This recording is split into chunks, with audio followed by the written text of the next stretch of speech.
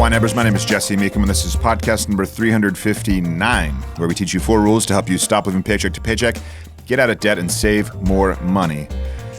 Last week, we talked about priorities. You got to have those before you can follow the first rule of YNAB. Rule 0 is really establishing your priorities, but we only talk about the first 4 rules because rule 0 is maybe that given.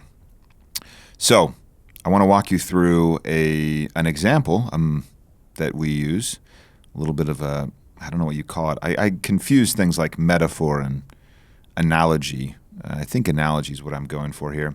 And this is from our guides as my inspiration. So they're available on the website. You can read them all in, 30, 40 minutes. And they're a fantastic synopsis of the rules of YNAB and how to think about your money. We don't really talk about dollars. We just talk about money in some way. But let's get to this example to help you understand our first rule, which is to give every dollar a job. Now imagine yourself with a free afternoon. You have 3 hours to do whatever you want. The first thing you may do is ask yourself what's most important to you. And let's say that because of a situation where you wrestled with those priorities, you've decided that it's important to eat together as a family. That's actually true for us, especially if you can supply some of your own food. Going back to the idea of maybe it's so local that it's right outside your your backyard door, which we all know that's awesome. So you're going to supply some of your own food. And related to being healthy, you've also decided that you want to make exercise a part of your daily life. You're an exerciser, that's what you do. That's part of your identity, as our designer Dylan would say, helping you kind of get in the right mindset. So you decide to spend 1 hour running. Remember, we got that 3-hour afternoon. 1 hour preparing dinner, because that's important, and 1 hour weeding that backyard garden, because that's the non-romantic side of gardening, is the weeding. So you remember you'd also like to read a novel that your friend had recommended, and you've been trying to reward yourself with a little bit of entertainment, right? Giving yourself some breathing room. So you've already allocated those 3 hours that you have. You were saying that you want to do the running, dinner prep, and weeding. And that's it. You've got 3 hours. You can't have more. And that's just like we deal with money. You can't have more. So you can't create another hour. You can't do 2 different things with the same hour. You can't read while running or something like that. So if you want to read this newfound or remembered priority, you'll need to reprioritize. Now, is reading this book more important than running, cooking, or weeding? Could you read for slightly less time and take a shorter run? I would say just run faster and get it over with quicker. But the choices, they're yours, no matter what. But the only thing that you don't have control over is the fact that it's a finite amount of time. So it really doesn't matter what you end up choosing to do. It only matters that you have engaged in this process of prioritizing. When you do, you've now aligned your time or your use of time with your priorities. If you don't prioritize your time, that's that situation where you're just sitting there kind of at the end of the 3 hours saying, how did I land on YouTube watching woodworking videos? Maybe that's happened to me. So this all works the same way with your money, of course. Money is finite.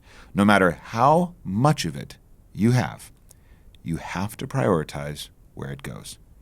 And as you're looking at what's most important to you, it will become clear where you should spend that money. So give this some consideration. You need to give every one of your dollars a job, every one of them. Decide in advance what you need the money to do and where you need that money most. Now, again, this is big at YNAB because you only work with money you actually have. You're dealing with an afternoon of 3 hours. You aren't dealing with eternity or with the next 50 years. When you get into that situation, you think you have infinite time, essentially. And then, of course, I don't want to get too morbid, but at some point, you realize it wasn't infinite. So this is key. The way you plan your day is the way you plan your money. You look ahead and you say, I have a day to work with. And with money, you're saying, I have X amount to work with. If I were to plan my day, but to consider the month, my day would be full of nothing. It would be a waste.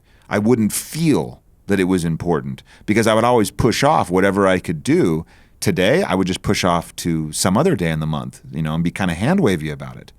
So it's critical that you only do this exercise. You prioritize dollars you actually have, because we need those dollars to be finite.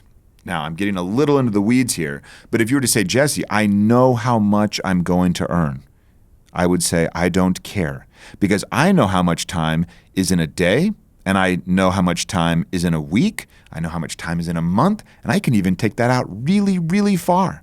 I can say I know how much time is in a year, right? Even by the hour, if I just use a calculator.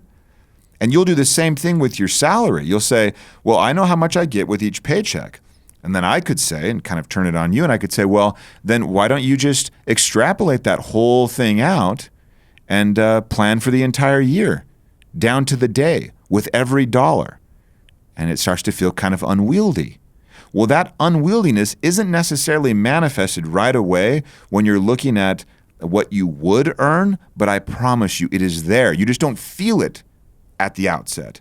And then what happens is you wonder why things just kind of feel the same. They feel like they did before, because you're budgeting money that you don't yet have. You're dealing with an amount that is, I guess, too large.